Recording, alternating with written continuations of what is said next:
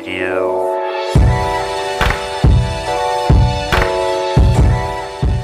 Yeah, that's just a pop filter. So you can get right up to that thing. Hello? As long as you're not touching it. I'm not touching it. Okay, Hello? there you go. Good? Yeah, that's good. Are you comfortable that way? Yeah, that's fine. Okay. I feel like I need to see you guys. Yeah. There we go. As long as I can see you. Yeah. So I found out something about Sofie yesterday that I didn't know. I probably knew, but I wouldn't have been able to recite it off the top of my head. What's that? Her full name. Oh, you didn't know my full name? Oh, yeah, because it was on my, It was on her what's it called? practicum report. Practicum report, yeah. Practicum. Okay, what is your full name? It's Sofie Brianna Nicholson. Brianna? Yeah, middle name's Brianna. I would have not guessed Brianna in 1,000 Yeah, years. I know, because most, South Asian girls, their middle name's Kaur. Yeah. Mm-hmm. Yeah, that's Is true. that how it works? Yeah, usually it's Kaur for the girls, and the guys are Singh. Yeah. Right. That's why a lot of I knew last about the names are Singh. Yeah, I knew about the Singh. Yeah, but mine is just because my mom and my dad named me, so that's why they're like, "We want to do Brianna." I think that was supposed to be my first name actually, but they're like, "We like Sofie better." Yeah. Sophie with an F, With an F, yeah. which my autocorrect finally has picked up that I don't want PH. I want F. Yes, exactly. And there's a whole bunch of weird things that come out of my autocorrect. Gonna Yes. correct the autocorrect. Mine has had a traumatic brain injury. It never, ever picks up what I want it to do. So we have here Sofie from SFU, teacher in training, almost done your student teaching here at Delview. Yes. You began your student teaching here at Delview, right? Yeah, I did my spring practicum here in March, I think it was, and then did my long one now, September to December. And how many days do you have left? Is this the last week? Yeah, I have 4 days left. She's not counting. Yeah, I'm not counting, obviously. Oh, wow. And it's been good? Yeah, really good. I like the school. The kids are very good. Some, can be a little interesting course. characters. There's That's always what interesting. makes it interesting, right? Yes, exactly. But yeah, I've had a good time. Lots of fun, things happening, to be honest. And yeah, it's gone by so fast. It's been 50 days here, but it felt like a week. And what, if we can go back a little bit, what got you into teaching? Interesting. Okay. So I coached basketball and volleyball. So that's kind of what got me. I coach at Sullivan Heights Secondary in Surrey.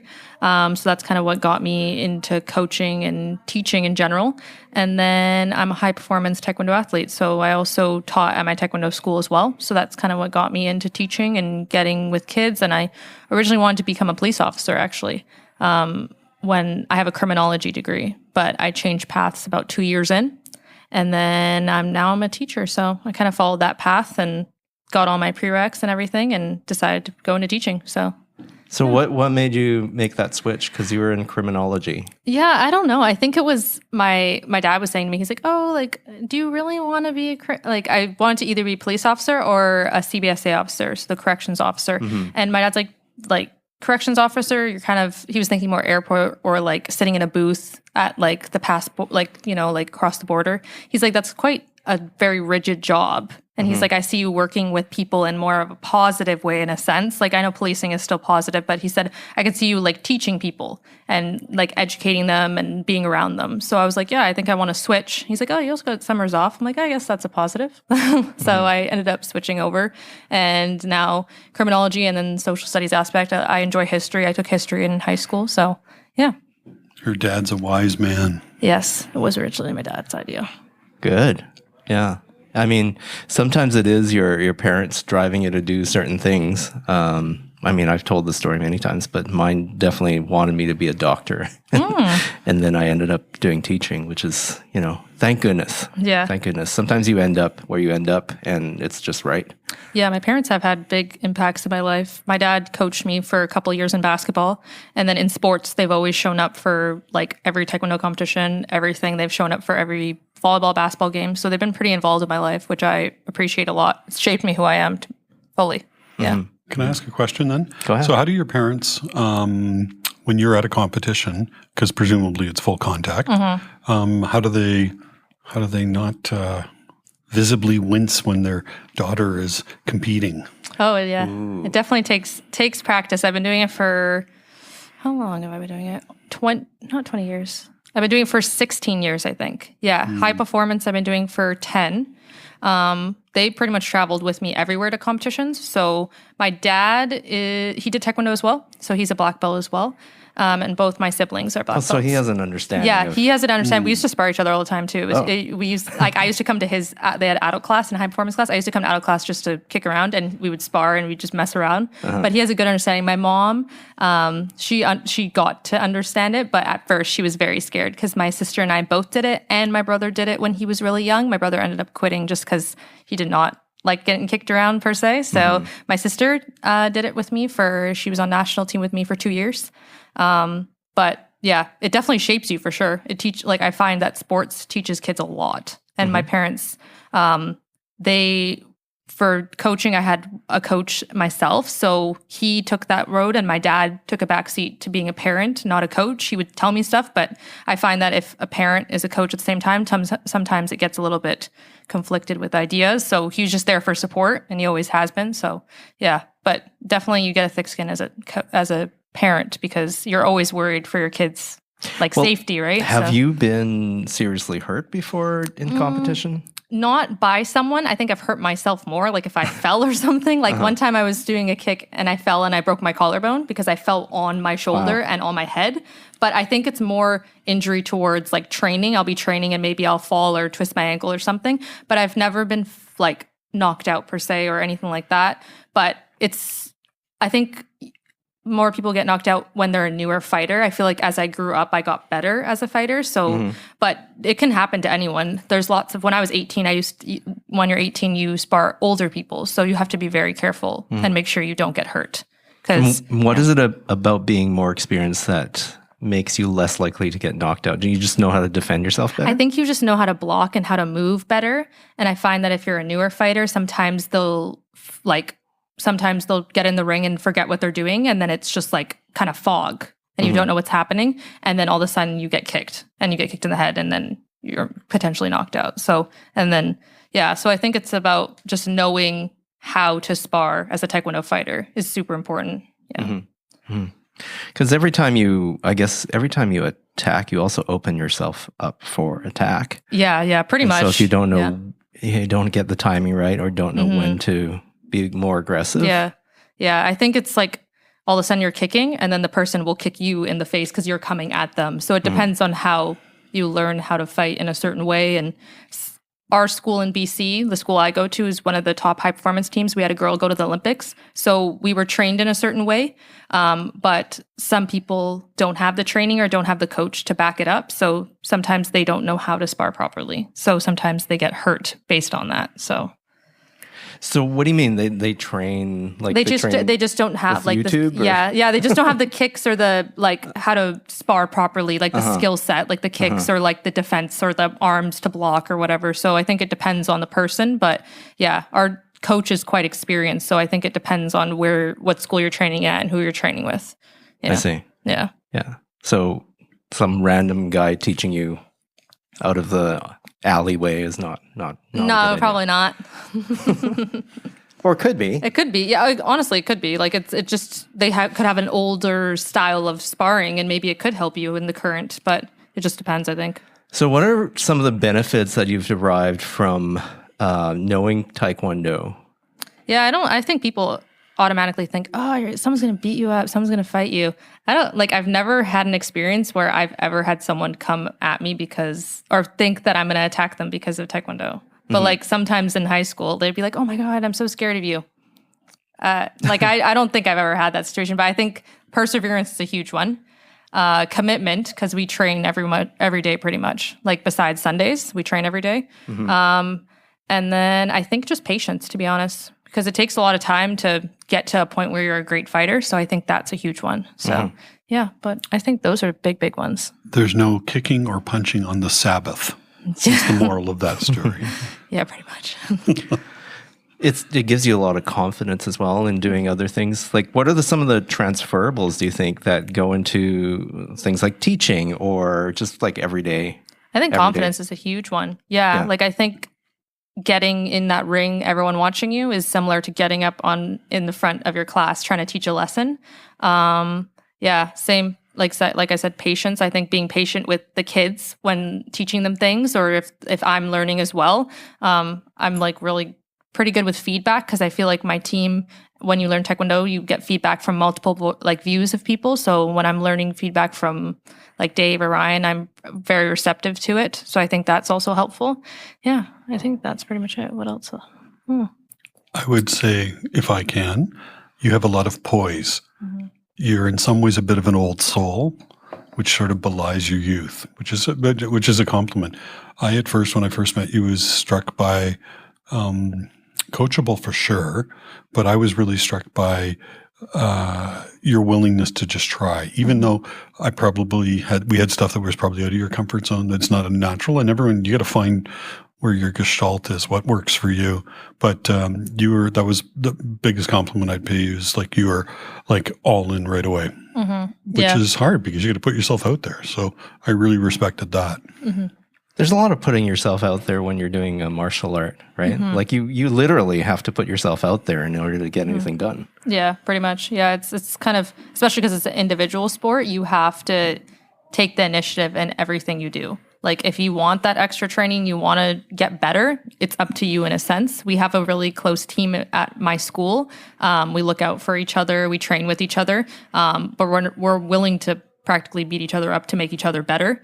Like there's older guys that are bigger, and then there's some younger kids that we spar with too. So it's a range of age from like 12 to 25, but we always want to make each other better. And I think that's where I get my personality from, of trying to encourage people as well, because that's a huge aspect of Taekwondo, is you can't train by yourself. You have to train with a group of people, and it becomes a community because you see each other every day. Like I know some of the guys that I train with, and the girls, I've been training with them for almost 12 years. So we become pretty close and a good family. So it's good. Yeah. In the late 90s, I was at UBC, and an interesting thing was, because I did Wing Chun at UBC at their club for about 3 years there. And at the same time, I was doing swing dancing. And I remember one time I was taking a swing dance lesson and dancing with a partner. And actually, the partner was the instructor. I was demoing. And she turned around, she asked me, "You take martial arts, don't you?"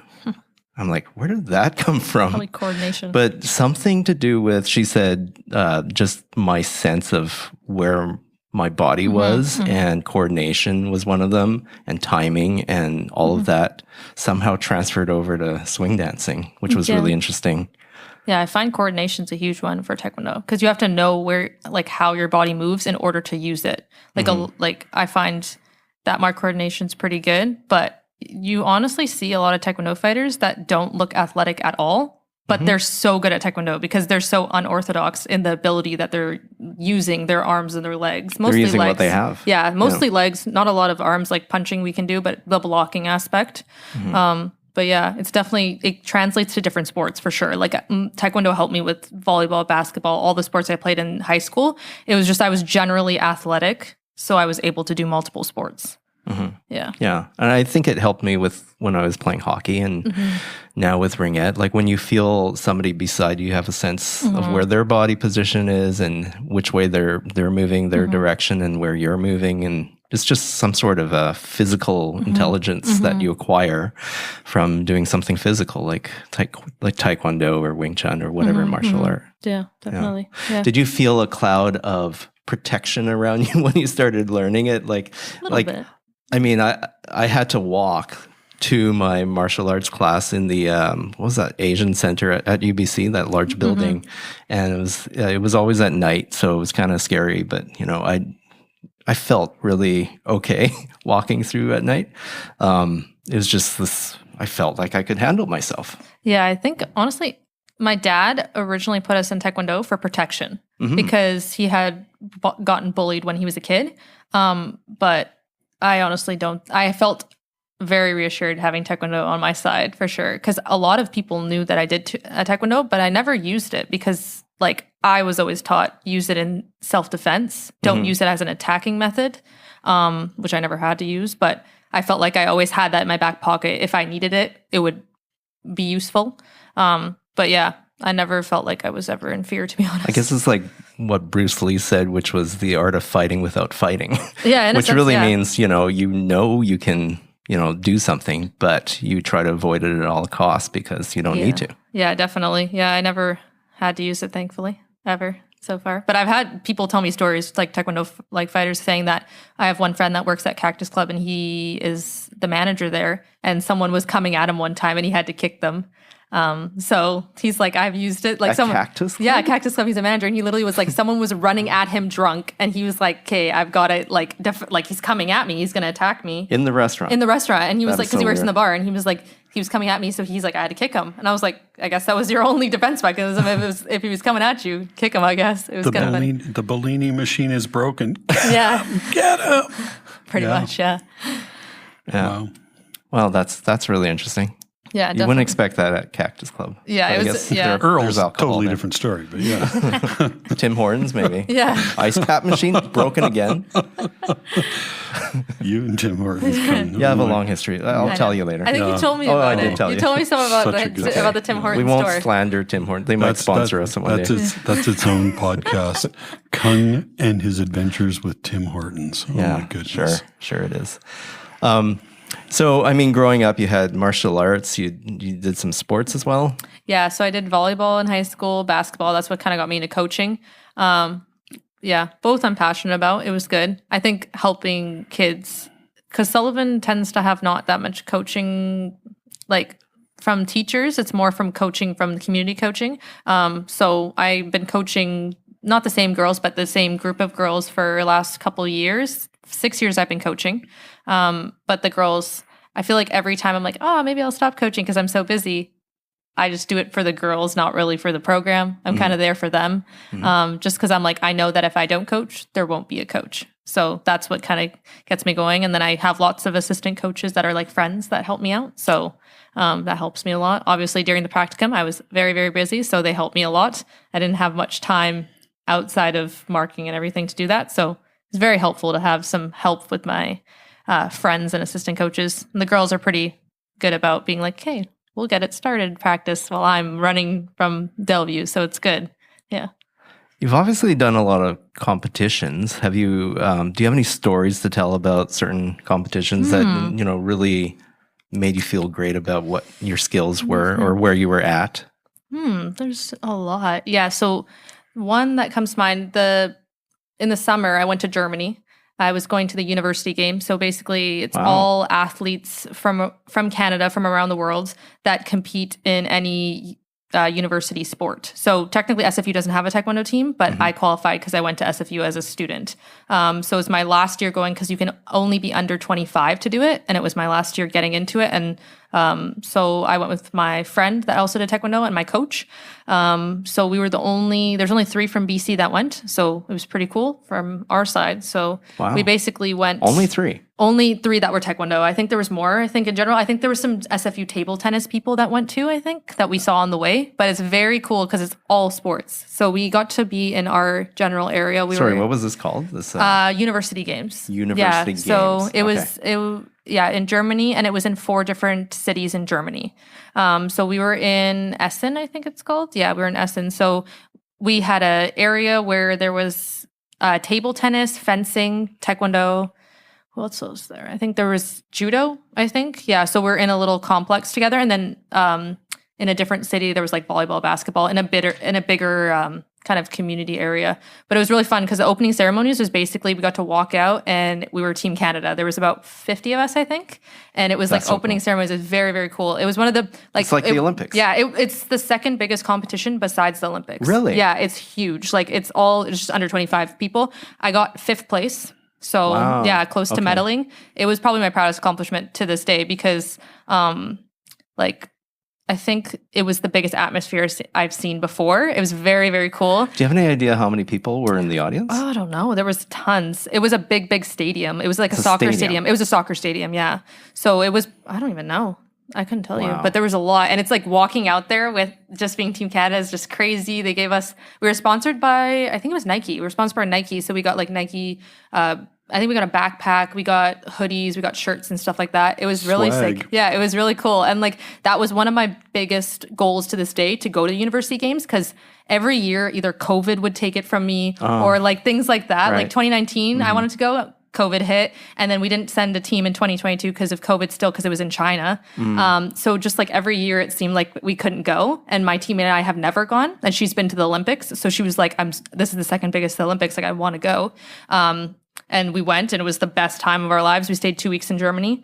I fought towards the end of the day, like kind of towards the end of the competition. It's like a 5-day tournament because they do weight divisions. So I was towards the last bit, but it was really fun because you get to see so many different sports, and somehow we all, Team Canada, just come together. Like we'd go watch table tennis, they'd come watch taekwondo, fencing, we'd go watch fencing even though we don't know what's going on, we'd go watch. So it was very fun. And like opening ceremonies was probably the highlight. Like fireworks, it wasn't the best weather, it was a little bit rainy, but like they opened the stadium up, it was clear, but very, very cool. Like eating area was all together, so you got to trade pins. So I have like a bunch of pins, like it's like from so many different countries. That's cool. Yeah, it's like that was probably the coolest part, honestly, besides fighting, was getting all the pins and you put it on your lanyard, and it's like I think I collected like 25 or 30 different pins from different countries. Wow. It was really, really cool. What an experience. Yeah, it was. Do you keep in touch with people that you met there? So I actually met some rhythmic gymnastics girls. There was only 2 from Canada that went, and I followed them on Instagram and I kept in touch with them. And it was kind of cool to hear about their sport, because I was like, how does it work? And we got talking, and it was like we had to wait for opening ceremonies to happen. So we were standing right next to them. We're like, oh, how's your sport? And then they were asking about us. And then it was kind of cool just to kind of talk, because it's so different from contact, like a combat contact sport to rhythmic gymnastics.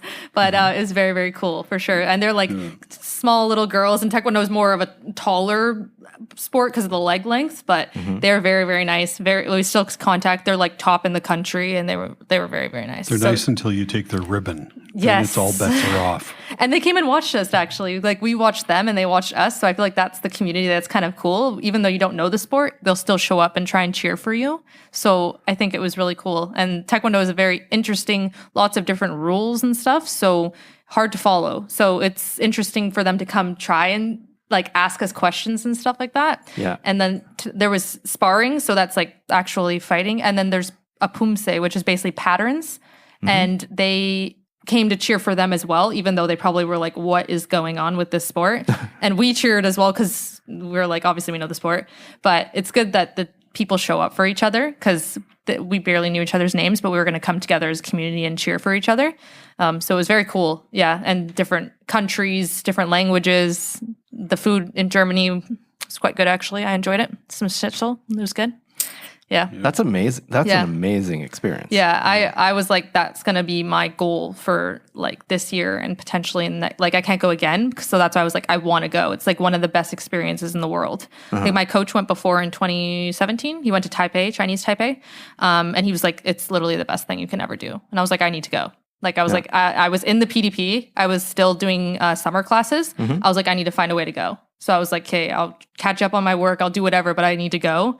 Absolutely. And they like were like, yeah, go. And I was like, perfect. I was like, I'm not missing this, like for anything, basically. So.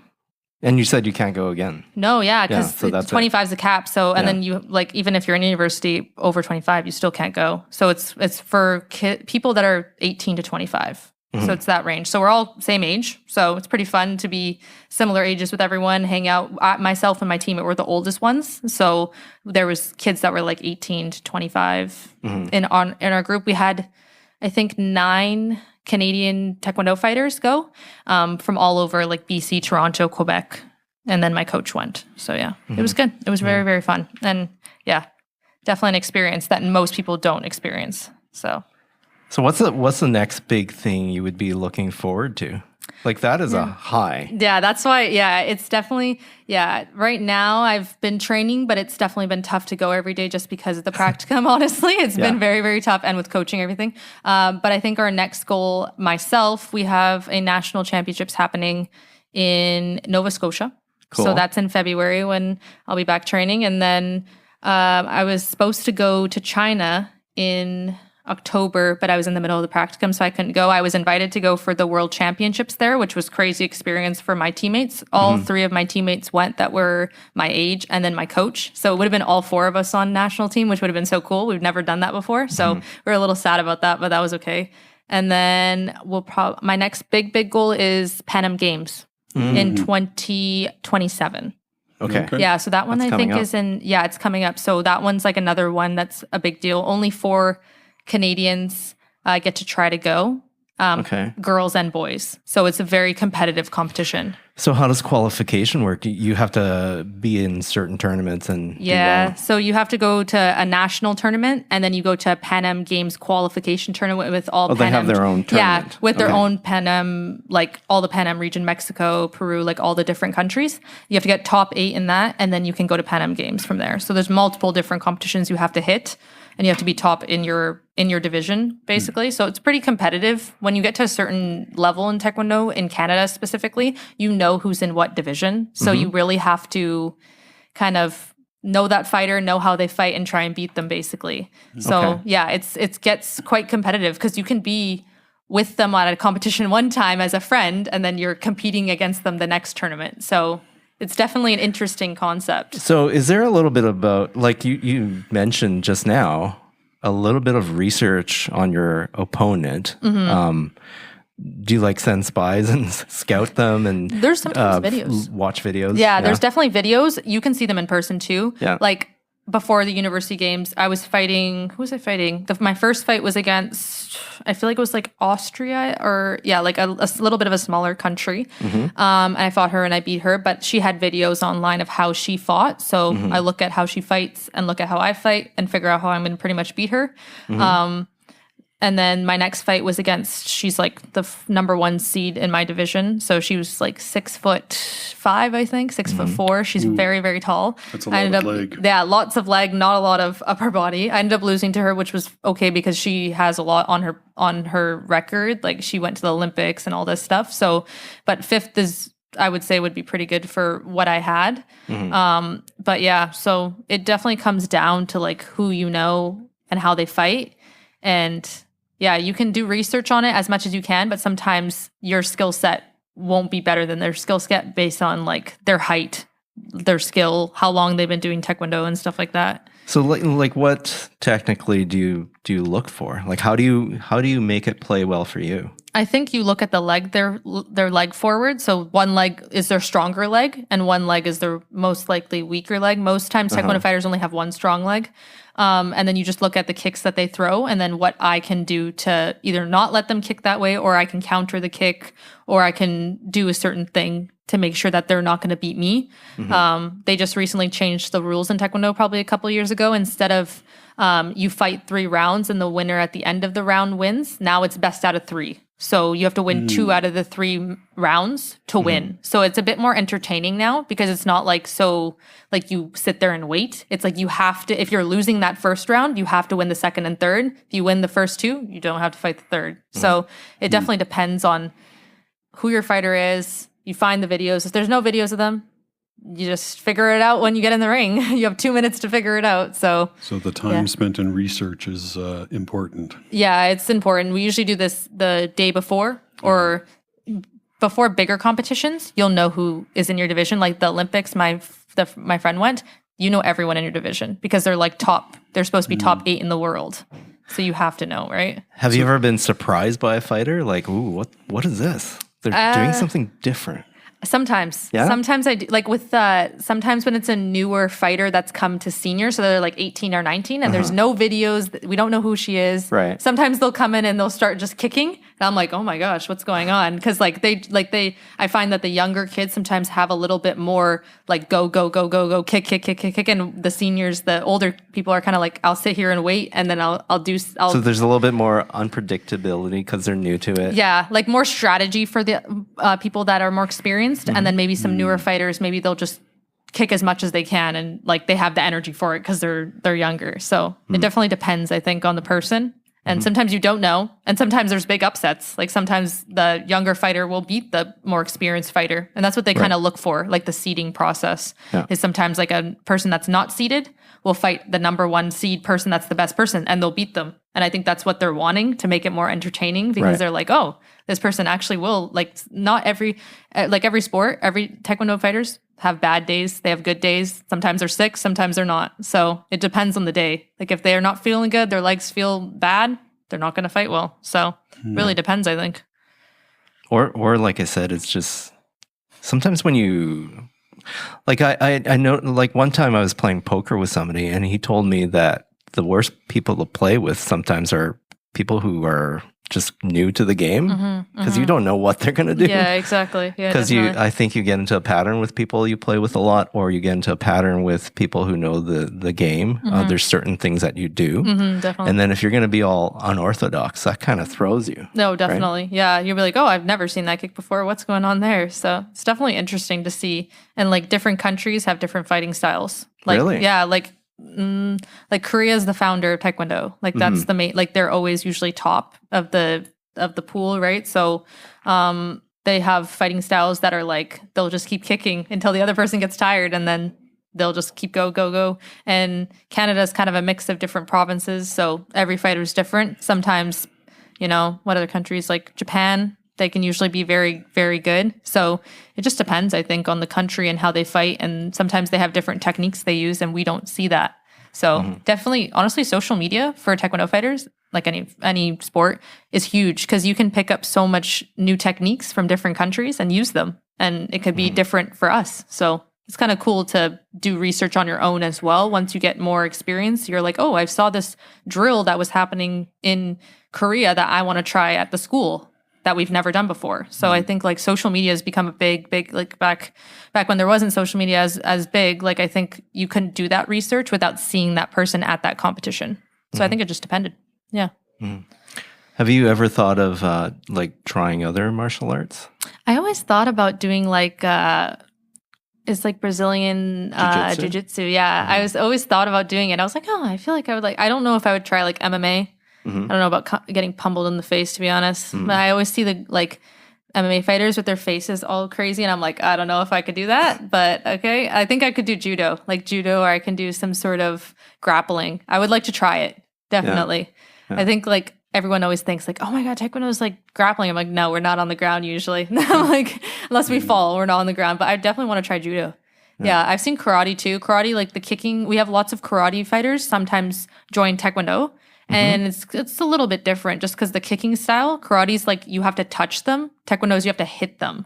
Like karate's like tap and it scores. But Taekwondo's like you actually have to hit the person to score. Yeah, in terms of the sport.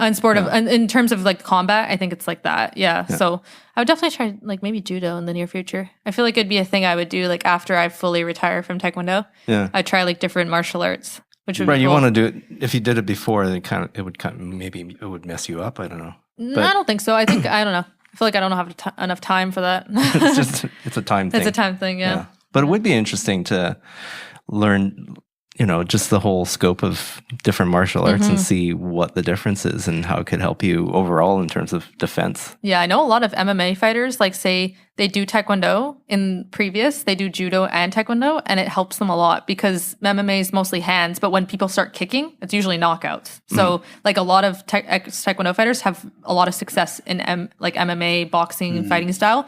We had one kid that did Taekwondo with us for maybe it was 6 years, and he was like very, very good. Now he's an MMA fighter, and he's so good because his kicking is so like, and his agility is a lot better than a lot of the other fighters, and he's trying to go pro. So it's quite cool to know that he came from our school. So it's kind of cool. But yeah, a lot of ex-MMA fighters definitely have a Taekwondo background or karate, I think. Yeah. And different martial arts are known for different purposes, right? Like there's some that are better for close-up fighting. There's some for longer distances or tighter spaces or whatever. Yeah, right? yeah. I think like MMA, like, definitely like they do a lot of corner fighting. I hear, so it's like interesting to see that aspect too. That's why the grappling really works well sometimes. Yeah, like once you get on the ground with a jiu-jitsu person. Oh no, yeah. My personal trainer, like my strength and conditioning coach, which I have, he was an MMA fighter, but he's like very, very good at grappling. So like he'll do like judo stuff. He trains 3 of us at our Taekwondo school because he's an ex-MMA fighter. So he does grappling with one of the boys on my team, and it's like to basically strengthen his hips. But like, he's like, I cannot even move when he's like, we're on the ground. He's like, I feel so weak because like he's so good at grappling. Yeah. And like the guy's like, I hope I get better at this because he's just like throwing me around like a doll, basically. So it's a good skill to have, to know how to grapple. So interesting, yeah. So interesting that you can do a move like that and it'll just shut you down. Yeah, literally, his arms are just behind him. He's like, I feel like a kid, like literally trying to get out of my parent and like hold me down or something like that, you know? So it's kind of cool to see that. Yeah. So now that you're at SFU, you're into your years of trying to learn how to do this thing called teaching. How does what are some of the things that you've picked up on that are surprising to you?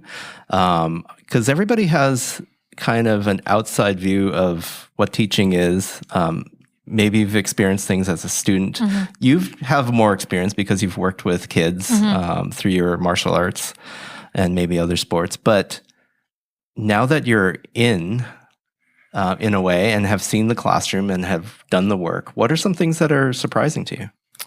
Oh, this is an interesting question. Yeah, I think surprising, just how many things you sometimes have to do as a teacher in general, just like, oh, this child's doing this. Like it's like a roller coaster in the classroom sometimes. So it's like sometimes it's the calmest time, sometimes it's like everyone needs something, everyone's calling Miss Nicholson, everyone's doing this, and I'm like, oh my gosh, like everything's everywhere. But I think that's probably the most surprising thing, is making sure that I can also take care of all the kids along with making sure I'm able to teach them something as well. Yeah, I think that's interesting. There's so many different learners. Just getting to know the kids and building that relationship has helped me a lot, because they're willing to give me that leeway when, I'm working with one student and, the classroom management, they're expected to be quiet. They're going to be quiet because they know that I'm going to be on them with that. Lots of different characters in my class. I love it. I love having them in there and helping them. But yeah, I think that's one thing that surprised me a lot, is how much I can get done in one class. And sometimes I don't get anything done because I'm like, oh, I'm helping all these kids and I'm trying to make sure everyone's good. So I think that's one of the most surprising things. So yeah, but I enjoy it. I like being busy, so I don't really mind it, to be honest. Yeah, I like to always be doing something rather than not doing anything. So yeah. What are some of the parts of teaching you don't like? That's an interesting question. I don't know if I don't like anything. I like most things about teaching. Yeah. Let me think. This is where I'll step out. I don't know. I think I like everything about teaching, to be honest. I don't think I have something that I don't like about it. Yeah. I think sometimes when I'm maybe too tired after school to do the things that I want to do. Like, I think the balancing part is hard sometimes as a new teacher, just trying to make sure that I take care of myself as well along with the students. I'm like a person that puts other people before myself sometimes. So I think that might be something that I sometimes struggle. But I think as you become more of an experienced teacher, I think that kind of gets a bit easier as well. So yeah, but not always. I guess it's kind of like the inexperienced fighter who comes out kicking a lot, a little bit, right? yeah, and trying to do everything all at once. Yeah, definitely. Whereas if you have a bit more wisdom and knowledge, you know how to structure things so that you can actually handle it and have time. Yeah, exactly. Yeah, I think that's the biggest thing, is like, oh my God, it's already 2:45. I'm like, oh, I'm going to stay and mark. Oh, maybe I should go home. Like, there's so many different things I think about. I think my biggest thing is just getting here early and doing it all in the morning, because I'm like ready to do it rather than staying late after school, because I don't think I get much done after school, to be honest. You're a morning person? Yeah, then? I'm a morning person. Wow. I feel like everything's happening after school. Maybe someone comes, talks to us, then I'm like busy doing other stuff, photocopying. So I think morning is the time for me for sure. Yeah. I've certainly have had times here when I've locked myself in a closet and like literally in the library storage room because there were so many people asking me stuff. Yeah. I'm not talking about students. I'm talking about staff. Yeah. So I've had to, because I have a very hard time sometimes getting stuff done if there are people talking to me, and then I get involved in conversations. Yeah. And I'm the type of person who just needs to lock in. Yes, yeah. And just get the thing done and over with. Right? Yeah, yeah, definitely. When there's lots of noise, I'm just like, what is going on? And like they're like talking about this thing, and I like hear different like conversations happening, and I'm like, I cannot focus on this if I'm listening to you talking about lunch or something. I'm like, I don't know what's going on there. Yeah. It's very tough for me. How has the SFU student teaching experience been? It's been good. Yeah, I think that some people criticize like how slow the first semester in the fall semester is. It's only twice a week. Is that like theory? Yes. Yeah. It's theory. Okay. It's for 3 or 4 hours for twice a week. I didn't mind it, to be honest, because I feel like if they throw you right in like other programs, sometimes it does get overwhelming. I was fine with it. People are like, I was like, it's extra 4 months. I'm like, okay, it's an extra 4 months. Like, we're eventually going to get through it. It's okay. But then now people complain about too much stuff during the spring and this semester. So, but yeah, I don't know. It's been fine for me. I've had great FAs, essays. Like I've had absolutely no problems. I know there's been some people that have horrible practicum experiences for sure. But I've had a great time and experience it all. Like even during fall and spring, I was able to still work. So that's been a positive for me. And I never had really any problems, to be honest. Just kind of go with the flow. Some people have problems with doing that. So, well, sometimes you luck out or you create your own luck. Right? Yeah, definitely. Because you could definitely end up in a place where, and it's all about people. You end up with the wrong people, and it could go south on you, right? Oh, definitely, yeah. Or if like your personalities don't vibe together, it's really going to go south. Yeah. Like I've had good experiences so far, so it's been good. Yeah. Good for you. I mean, she had me and Solly, so yeah, of course, there's 2 strikes right away. The best. Yeah. No problems. How's that been with the duo of the two of them? It's good. I like it. Yeah. Like last spring, I just had the socials 10 with Dave, and it's been great. Like I loved it that time because honestly, the class was very quiet. There's only about 20 kids in that class. So it was a good first class to kind of get the ball rolling. And then having 2, it's been great because you get more variety of ideas. Yeah, lots of ideas. And like I ran my socials 10 class a lot different than I run how my career life 11 and socials 11. My socials 10 busy class, we needed to do multiple different things throughout the class rather than just one structured assignment. And my career life and my socials 11 can do the one assignment, work blocks and stuff like that. My other class, not so much. They needed to move and get going. So I think it's learning different ways for different classes was super important. And it helped me a lot expand the way that I teach as well. And just be adaptable, I think is a huge thing as a teacher. So yeah. Huge thing. Yeah, it's probably the biggest thing as a teacher. Yeah. If you can't be adaptable, then that's maybe not the career for you because there's so many changes. Yeah, definitely. All the time. Yeah, and like different students, different teachers, different like ways of teaching them. So like I think that's a big one. Definitely adaptability. Yeah.